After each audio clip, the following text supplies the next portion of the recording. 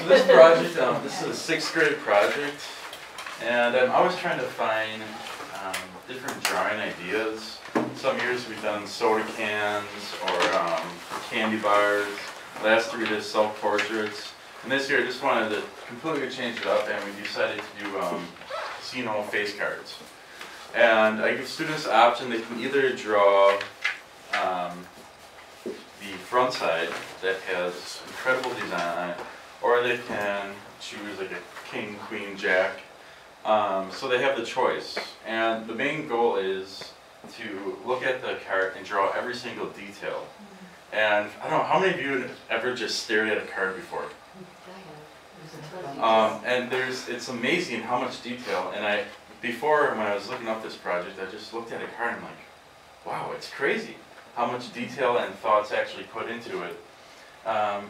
So the first part, we had to make a 2-inch border going around. And with some of my students, they don't often use rulers. I don't know with yours, but just you know, basically drawing a 2-inch border, putting a mark on each side, and connecting the line. For many of them, can be very difficult. So some of the basic things that we take for granted of, you know, just got to keep implementing them. I feel, because they lose it a lot of times. So we did our border, and then I found that the best way to draw the inside part of the design is to come up with the outline first, or measurements, such as how do you find the center of the rectangle? You know, so we did our X's and found the center. And on a lot of cards I noticed, some of them that have almost like a belt area, or a middle part, where we have the middle and then you divide the 2 spaces to do the head and the body. Right away I didn't do that, and I just said, okay kids, let's just start drawing. And some of them made their heads, I don't know, maybe about 3 inches, and they were completely out of proportion. So if you're going to do this, plan. It's going to be so much easier for the kids. You just kind of show them on your board, dividing it into sections to get the correct portion. As far as the drawing part, you know, have them draw the head first, then the body, and then keep going down. What I noticed on a lot of the cards, they're not completely centered. Or if you fold it in half, it's not completely the same.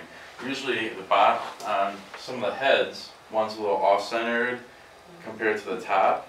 So it's not as easy as you can just take your paper, fold in half, and then trace the other side to get the bottom part. It's all completely different. And that's just, once again, looking at the card, observing it, and finding the differences between the entire thing. So after the drawing was completed, I told students that they could give it their own creative twist. We used oil pastels for this, but you could also use the Prisma colored pencils to get a bright, vibrant. Talking with Carol, she recommended using the Prisma colors to get more fine detail.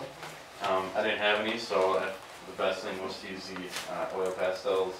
If you're going to use the oil pastels, tell students to add all the colors first, and then I had them go in and add the black to kind of outline everything. What I found is when you use oil pastels, all their pencil, their detail that they drew gets erased. So many of the students just hated me telling me to take this big, thick oil pastel and try to go over all their lines. They weren't too happy with that, but made it happen. And then, voila, there you go.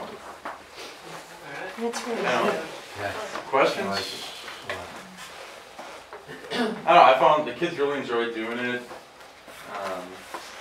It takes probably about 2 weeks for the drawing parts. I only see them every 3 days. But if you are fortunate to see them every single day, probably have it done in 2 weeks. So, on the how long is your class session? 45 minutes only. 45 And then I see them every 3 days. As far as some resources that you can use, there's a website where they have like 100 different artists, and all they do is playing cards. So if you want to incorporate art history, they give a bunch of information about them. And then you can show that as references. Also, it's kind of interesting to talk about just the history behind the playing card and where it originated from and all the information. Because a lot of people just assume, what's a playing card? Nobody knows about it. Nobody knows who created it or what era it came from. It's just kind of taken advantage of. So, incorporating some of the outside resources also helps.